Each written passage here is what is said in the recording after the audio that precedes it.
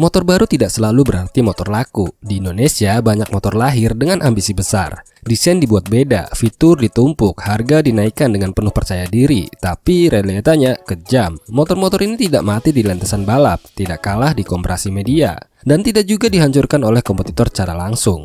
Mereka mati pelan-pelan di gudang dealer. Unitnya ada, STNK siap, diskon mulai muncul, tapi pembeli tidak datang. Dan ini bukan cerita 1-2 motor, ini pola yang berulang di pasar sepeda motor Indonesia. Pasar yang dari luar terlihat besar, tapi dari dalam sangat selektif dan tidak memaafkan kesalahan. Setiap tahun, pabrikan berlomba-lomba merilis model baru. Semua datang membawa janji yang sama. Lebih modern, lebih irit, lebih canggih, lebih cocok untuk generasi sekarang.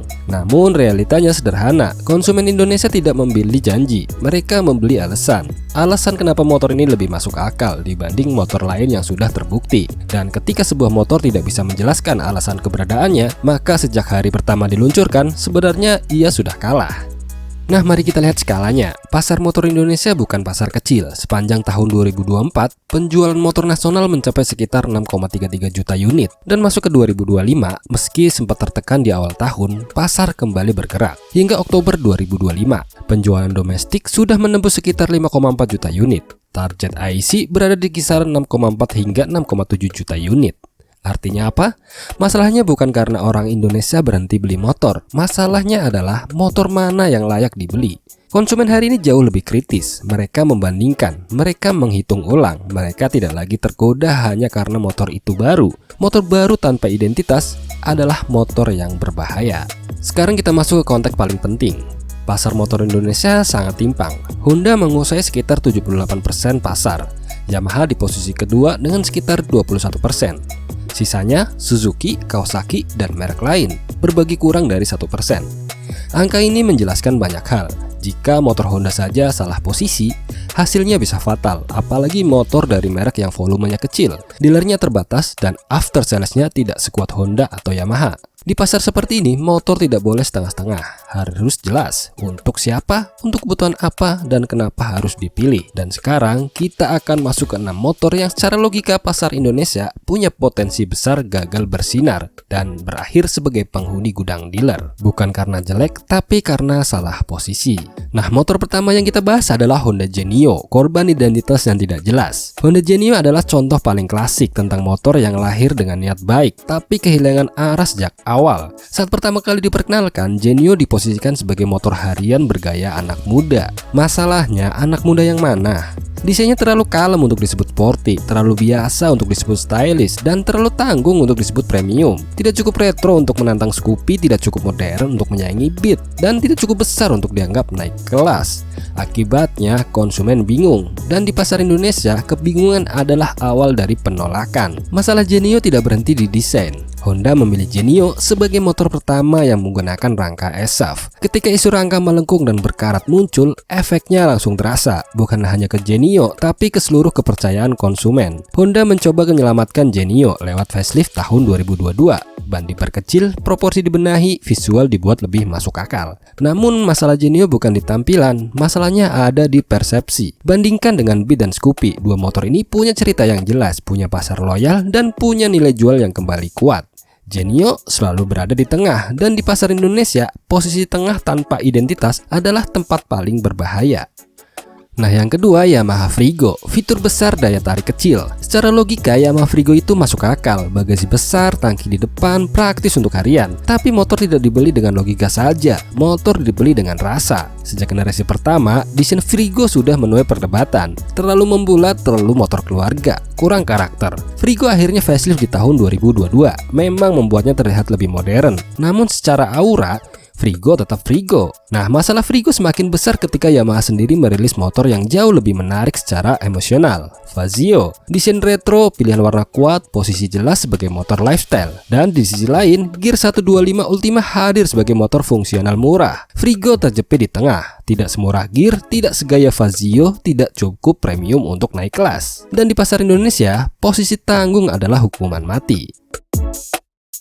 Yang ketiga adalah Suzuki Avenis 125, desain yang tidak bicara dengan pasar. Suzuki Avenis 125 mungkin adalah motor paling asing di daftar ini, bukan hanya karena status CBU dari India, tapi karena desainnya yang benar-benar tidak nyambung dengan selera lokal. Garis bodi tajam bercampur membulat, proporsi depan dan belakang terasa aneh, sulit dicintai pada pandangan pertama. Masalah berikutnya adalah harga. Ketika motor 125cc menyentuh angka 30 jutaan, konsumen langsung membandingkan kemana-mana. Dan Avenis kalah hampir di semua sisi, brand image, after sales, dan desain. Suzuki sendiri mengandalkan model lain seperti Satra F150 dan Brookman Street sebagai tulang punggung penjualan.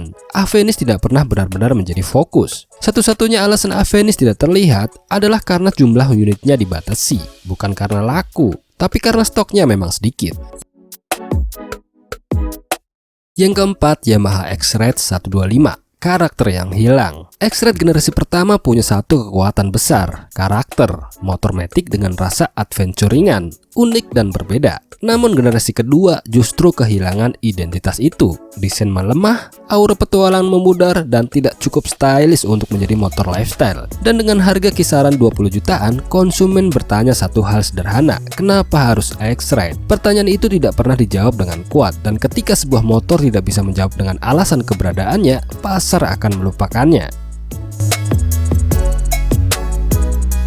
Yang kelima, Honda Sonic 150R, terlambat di pasar yang salah. Sonic 150R bukan motor lemah, mesinnya serius, DOHC, putaran tinggi. Masalahnya ada di timing. Ketika Sonic hadir, Satria FU sudah membangun kultus dan pasar sudah bergeser ke Matic. Harga Sonic naik sementara segmennya menyusun. Di titik ini, Sonic kehilangan dua hal sekaligus, logika dan emosi. Dan yang terakhir, Yamaha Lexi LX155, sendirian di tengah. Lexi LX155 adalah motor yang sebenarnya tidak buruk, tapi salah posisi. Mesin 155cc, harga mendekati NMAX, bodi kecil, suspensi belakang tunggal. Konsumen Indonesia berpikir sederhana, jika harga mendekati NMAX, ya beli NMAX. Lexi berdiri sendirian, dan sendirian berarti tersingkir. Nah, sampai di titik ini pertanyaan penting muncul, apakah motor-motor ini benar-benar gagal atau justru pasar yang sudah berubah sementara produsennya belum ikut berubah? Tulis di kolom komentar, motor apa yang menurut kalian seharusnya bisa sukses tapi justru tenggelam? Apakah karena desain, harga, atau salah membaca pasar? Dan kalau kalian tidak setuju dengan daftar ini, justru tulis juga. Video ini bukan untuk cari pembenaran, tapi untuk membuka diskusi. 6 motor ini mengajarkan satu hal, motor gagal bukan karena jelek, tapi karena salah membaca pasar. Desain tanpa identitas, harga tanpa logika, upgrade tanpa keseriusan. Pasar Indonesia tidak butuh motor yang cukup bagus. Pasar ini butuh motor yang punya alasan kuat untuk dibeli. Jika tidak, motor akan tetap baru, tapi hanya berpindah dari pabrik ke gudang, dan dari gudang berlahan dilupakan. Terima kasih sudah menonton sampai akhir, sampai jumpa di video berikutnya.